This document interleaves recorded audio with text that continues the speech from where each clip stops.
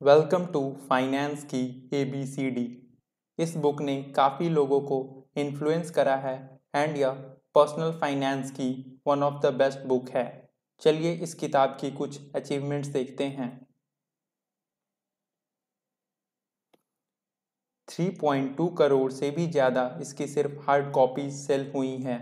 यह किताब लोगों पर कितना प्रभाव छोड़ती है यह इस बात से पता चलता है कि यह 51 अलग अलग लैंग्वेजेस में लिखी गई हैं जो कि मोर देन 109 कंट्रीज़ को कवर करती है। One of the best rating agency New York times ने इसे 6 times as best seller book list करा है। अगर हम इस बुक की पब्लिक रिव्यूज़ की बात करें तो इसे हर जगह अच्छी रिव्यूज़ मिली हैं और ये फ्लिपकार्ट और अमेजॉन जैसी ई-कॉमर्स प्लेटफॉर्म पर भी बेस्ट सेलर बुक रही है। तो प्लीज़ इसे पूरा देखिएगा। आप वीडियो स्पीड बढ़ाकर भी देख सकते हैं। इस किताब में रॉबर्ट कियोसाकी बताते हैं कि उनके दो पिता थे, रिच डैड और पुअर डैड।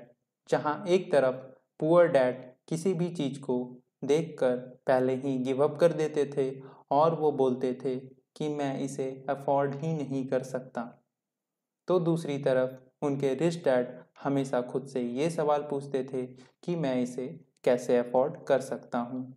आगे जाकर रॉबर्ट ने अपने दोनों डैड्स की बातों को कंपेयर करा। जहाँ उनके पुअर डैड पैसों को ही सारी प्रॉब्लम्स की जड़ मानते थे, वहीं उनके रिच डैड का कहना था कि पैसे काफ़ी प्रॉब्लम्स का सल्यूशन है। उनके पुअर डैड हमेशा रॉबर्ट को अच्छी डिग्री लेकर अच्छी कंपनी में काम करने बोलते थे, वहीं उनके रिच डैड का यह कहना था कि अच्छे से पढ़ो ताकि जब तुम्हें कोई अच्छी कंपनी मिले तो तुम उसे खरीद सको। रिच डैड हमेशा अपने रिस्क को मैनेज करने पे फोकस करते थे, वहीं पुअर डैड के लिए सेफ्टी ऑफ मनी सबसे ऊपर होती थी और वो रिस्क नहीं लेने की सलाह देते थे। अपने दोनों डैड्स को अच्छे से समझने के बाद रॉबर्ट ने डिसाइड करा कि वो अपने रिच डैड के पास जाएंगे और मनी मेकिंग के बारे में सीखेंगे। तब 9 साल की उम्र में रॉबर्ट अपने रिच डैड के पास गए और उनसे उन्हें पैसे के बारे में सिखाने को कहा।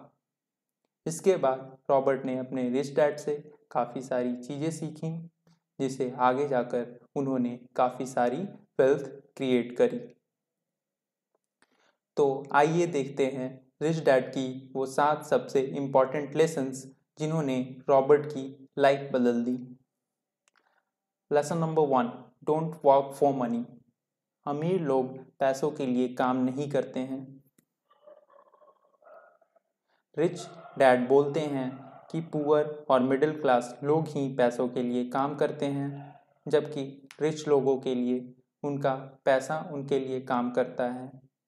रिच लोग अपने पैसों को सही जगह इन्वेस्ट करके उससे पैसिव इनकम जनरेट करते हैं। जहाँ एक गरीब आदमी को पैसे ना होने का डर लगा रहता है, उनके लिए उनकी नौकरी ही सब कुछ होती है, वहीं रिच लोगों के लिए नौकरी हमेशा एक टेम्परेरी सल्यूशन होता है। Lesson number 2, the rich learn how many works. अमीर लोग सीखते हैं कि पैसा कैसे काम करता है। रिच लोग हमेशा फाइनेंशियल नॉलेज पर फोकस करते हैं। रिच लोगों का मानना होता है कि जितना ज़रूरी पैसा बनाना है उससे भी ज़्यादा ज़रूरी पैसे को बचाना है। अगर आप किसी ऐसे आदमी को जिसे फाइनेंशियल नॉलेज नहीं है ढेर सारा पैसा दे भी दे तो वो जल्दी ही दिवालियेपन का शिकार हो जाएगा, जैसा कि अक्सर लॉटरी विनर्स के साथ होता है। रिच डैड हमेशा रॉबर्ट को अलग अलग फाइनेंशियल स्किल्स सीखने को कहते थे, जैसे कि accounting, investing, taxes etcetera. Lesson number 3, assets versus liabilities. Rich dad का मानना था कि यह एक ऐसी चीज़ है जो काफ़ी कम लोगों को पता होती है। वो इसे रिच लोगों की काफ़ी बड़ी सीक्रेट कहते थे। वो कहते थे कि रिच लोग एसेट और लायबिलिटी के डिफरेंस को समझते हैं और हमेशा एसेट ही खरीदते हैं, वहीं पुअर और मिडिल क्लास लोग इसे समझ भी नहीं पाते हैं। तो आइए समझते हैं कि एसेट क्या होती है। हर वो चीज़ जो आपके जेब में पैसे डाले वो एसेट है, और जो चीज़ आपके जेब से पैसे निकाले वो लायबिलिटी है। आइए इसे एक एग्जाम्पल से समझते हैं। आप जिस घर में रहते हैं वो एक लायबिलिटी है, क्योंकि वो आपके जेब से पैसे निकाल रहा है। आप अपने घर के लोन को भरते हैं, उसके लिए प्रॉपर्टी टैक्स देते हैं, और आपने अपने घर का इंश्योरेंस भी करा रखा है, जो कि हर महीने आपकी जेब से कटता है। आप अपने घर को एसेट तभी बोल सकते हैं जब आप उसे प्रॉफिटेबली बेच सकते हों।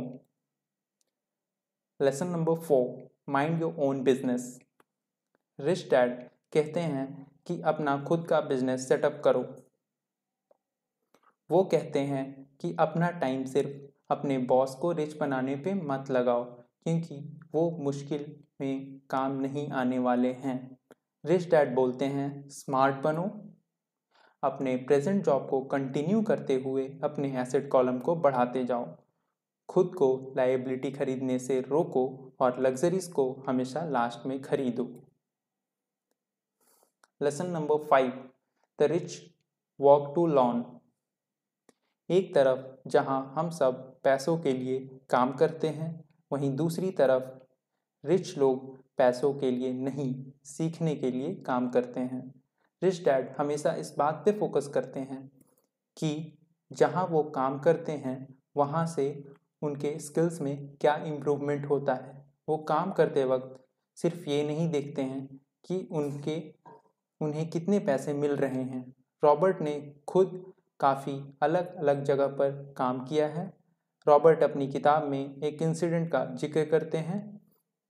एक बार एक बहुत ही अच्छी राइटर ने उनसे पूछा कि वो उनके जैसी बेस्ट सेलिंग ऑथर कैसे बने। इस पर रॉबर्ट ने उनसे पूछा कि वो ऐसा क्यों नहीं बन पा रही हैं।